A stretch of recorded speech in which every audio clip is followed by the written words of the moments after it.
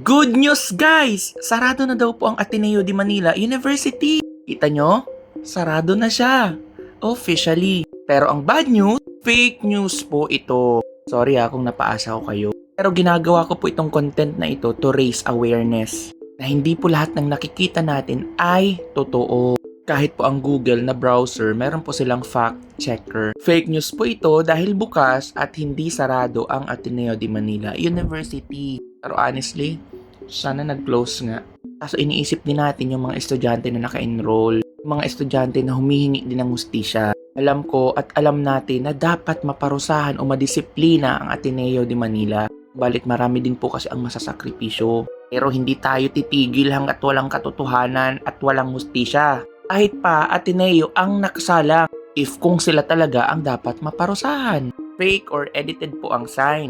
Itong signage po na ito na nagsasabing this university is closed until the justice served ay isang retokadang larawan or edited na image. Ang tunay na estado ng Ateneo, patuloy na nag-ooperate ang Ateneo de Manila University at hindi ito ipinasara. Fake news din daw po ang kumakalat na autopsy results na Rene. Ang listahan ng mga pinsala tulad ng hematoma na baling mga tadyang or broken ribs at pelvic damage na makikita sa larawan ay hindi pagmamay-ari ni Rene Baterbonia. Saan galing ang ulat? Kinumpirma ng forensic expert ng National Bureau of Investigation or NBI na ang resultang ito ay mula sa autopsy ng isang person deprived of liberty or PDL na nasawi dahil sa hazing sa Cebu City Jail noong Abril at hindi sa manlalaro ng Ateneo.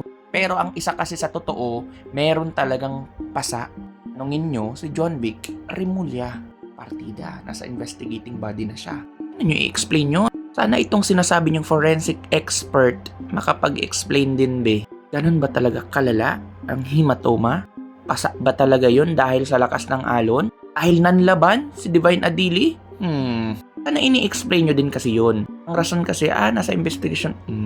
Solid ba ang investigasyon?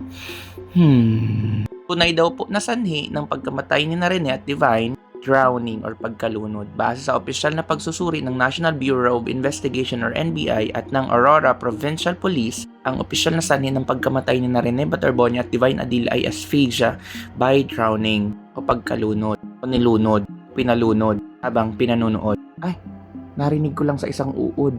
Again, hindi natin alam kasi wala po tayong ebidensya. Pero ang tanong, yung kwento nyo ba, yung investigasyon nyo ba, kapani-paniwala ba? Fresher. Sila daw po ay nalunod habang sumasa ilalim sa isang conditioning drill or team building activity. Mayroon talagang nawala, te. Eto pa, refresher again. Walang nakitang indikasyon sa opisyal na autopsy na sila ay binugbog o pinagsuot ng weights. Alisin na natin yung pinagsuot ng weights. Parang hindi naman nakakapaniwala na binugbog siya ng dagat. Nagkaroon siya ng pasa dahil sa pagliligtas. Kaya na mas malalim pa yung pagbibigay nyo ng ulat para yung mga fake news hindi nagkakalat. Ito pa, bagamat patuloy ang investigasyon ng Department of Justice or DOJ at ng pulisya hinggil sa posibleng kapabayaan o pananagutan ng mga opisyal at coaches ng kupunan, ang anggulong dinurog ang mga buto dahil sa hazing ay mapanlinlang at fake news. Pero kung fake news ito ay dapat mapatunayan. Makukumbinsin nyo talaga ang taong bayan. Ano mangyayari yan? Pagsasalitain ang mga kasamahan. Pero kailan pa yan? Mangyayari pa ba talaga yan? Hindi na kasi baka mahirapan silang pagtakpan. Again guys, sa mga hindi pa po updated, ito na. Kung andito ka pa, malalaman mo to. At pwede mo rin naman malaman kapag nag-search ka browser mo.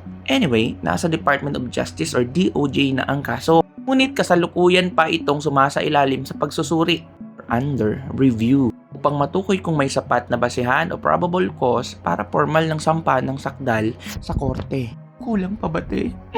May rekomendasyon ng NBI na reckless imprudence. Ang PNP-CIDG naman ay anti-hazing. Nidetermine po ito sa DOJ. Alin kaya ang magkakaroon ng probable cause? Habang as of the moment, sa lahat ng hindi pa po updated, pataw na po ang DOLE ng administratibong multa na 4.9 milyong piso bawat isa Ateneo and Tab Baldwin na dapat mabayaran sa loob ng 30 days. Alala po, ito ay isang administrative labor finding dahil sa mga issue sa employment permits ng dayuhang coach at hindi nangangahulugang napatunayan na silang may kasalanang kriminal sa pagkamatay ng mga atleta.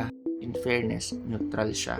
Again po, dahil po may lumalabas na naman na balita na i-deport si Tab Baldwin, huwag kayo agad-agad maniwala. Bakit? Kasi priority po ang mga criminal cases na isasampa sa kanya. Kailangan niya muna itong harapin, patunayan na hindi siya masamang nilalang, talaga ba? Hindi dapat siya ma-convict with finality para ma-deport na siya, te. Otherwise, kailangan niya pong mag-serve ng sentence sa Pilipinas.